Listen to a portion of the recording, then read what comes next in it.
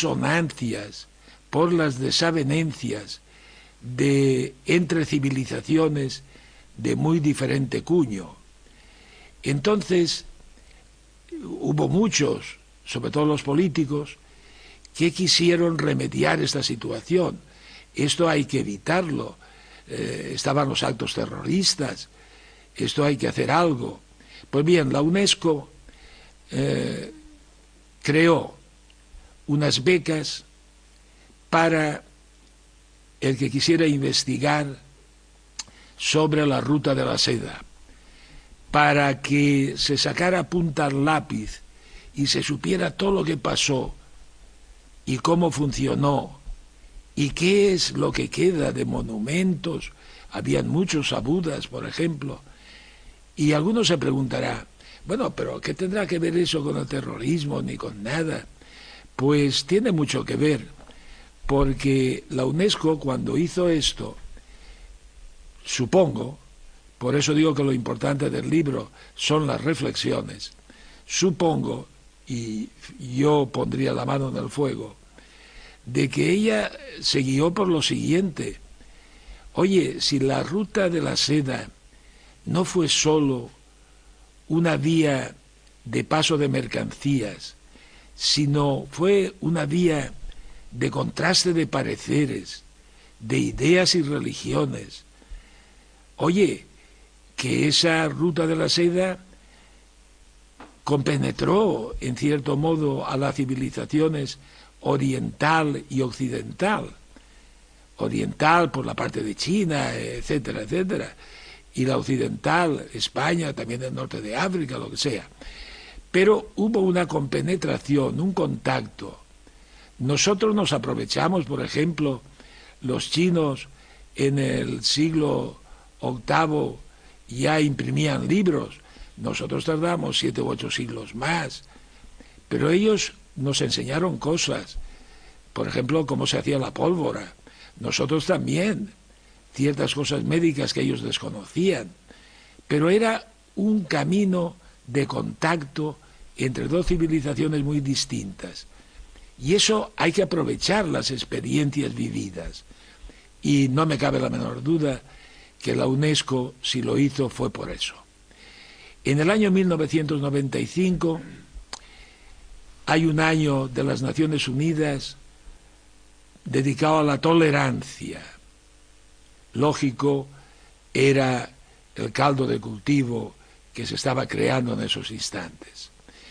También en el año 1995 el presidente de la República Islámica del Irán propone el diálogo de civilizaciones. Claro, diálogo de civilizaciones. Yo me gustaría que recordaran que he dicho que era el año 1995, porque voy a decir algo después que hay que saber la fecha que acabo de decir. Bien, este contacto que quería Mohamed Khatami, que era este presidente, del diálogo, de la concordia entre civilizaciones, fue un éxito. Y eso se demostró cuando en el 2001, 6 años después de proponerlo, se celebra el año también del diálogo, como se había antes hecho el que dije antes, de la paz entre civilizaciones. La cuestión es que todo este enramaje que estoy diciendo continuó, y en el 2002, por ejemplo, hay una declaración de Xi'an en la que están de acuerdo todos los países por donde pasa la ruta de la seda en hacer un esfuerzo y mantener lo poco que quedaba de esa ruta, sepulturas, monumentos, canciones, lo que fuera, para ver de que no se perdiera totalmente. Pero algunos de ustedes ya saben a dónde voy, porque les ha sonado bien eso de diálogo de civilizaciones. Y donde voy es ahí, voy al 2004, voy al año 2004 en que España espabila y quiere entrar en ese boom, podríamos decir, por estar a bien unas civilizaciones con otras, para que no haya terrorismo, para todo eso. Y entonces España, en la ONU, nuestro presidente Rodríguez Zapatero, levantando la cabeza por encima de todos, habla de su alianza de civilizaciones. Pues bien, en el libro esto hay que reflexionarlo y esto hay que decir. Yo nunca llego a decir que un señor hizo una cosa mal ni la hizo bien. Hizo lo que hizo y yo me limito a decirlo, ¿verdad? Pero en el libro yo pongo una frase que es la siguiente, que dejando de lado fantasmas irremediables, cabría preguntar al jefe de gobierno español por qué usted crea la alianza de civilizaciones cuando el diálogo de civilizaciones de Mohamed Khatami tenía ya 9 años, ya había crecido lo suyo, tenía sus experiencias. ¿No hubiera sido mejor haber apoyado esa postura, esa propuesta que ya estaba en funcionamiento? Esa sería la primera pregunta. La segunda pregunta sería, ¿por qué tanto interés en cambiarle el nombre y poner alianza en vez de diálogo? Yo le preguntaría al presidente del gobierno, ¿es que lo de alianza tiene alguna connotación que favorezca respecto a lo de diálogo? Porque yo no lo veo. Yo cuando estudiaba bachillerato, y todos ustedes, y el que era de letras, estudiaba en la universidad historia, pues siempre pasaba lo mismo. Habían alianzas de naciones y a continuación, porque claro, una alianza de naciones, ¿qué era eso? Pues era una cosa muy lógica. La unión hace la fuerza. ¿Pero para qué quiere usted la fuerza?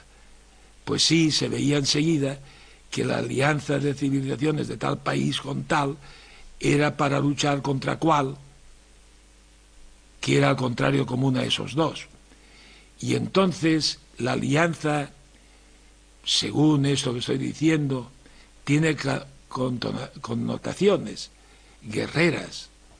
Cuando el diálogo, le diría yo al señor presidente, según el diccionario de la Real Academia, dice que es una discusión.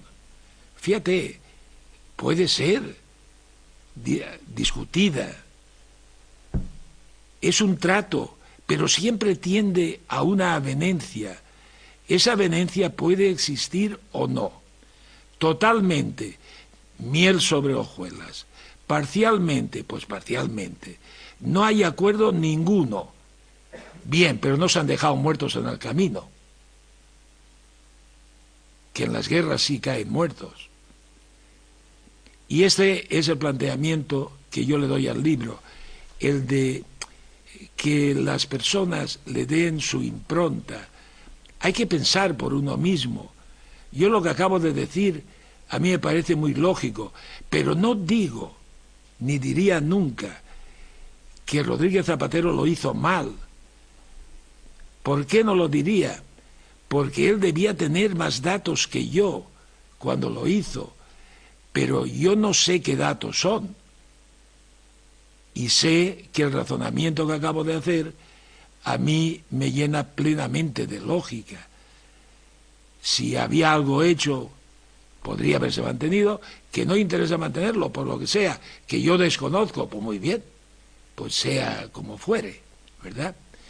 Bien, y paso al último caso, que es el de Jorge Juan.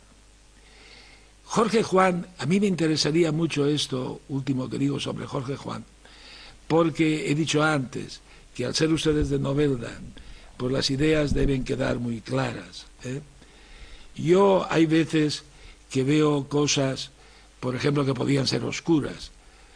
Aquí en el libro hay un pasaje de Monforte del Cid, en el cual, seré muy breve porque no quería yo decirlo, no por nada, porque no quiero entretenerles mucho, ¿no? Y resulta que a principios del siglo XX hubo gran discusión entre Monforte y Novelda, que si Londón era de Novelda, cuando nació Jorge Juan, si era de Monforte. Bien, se escribieron libros, sobre todo.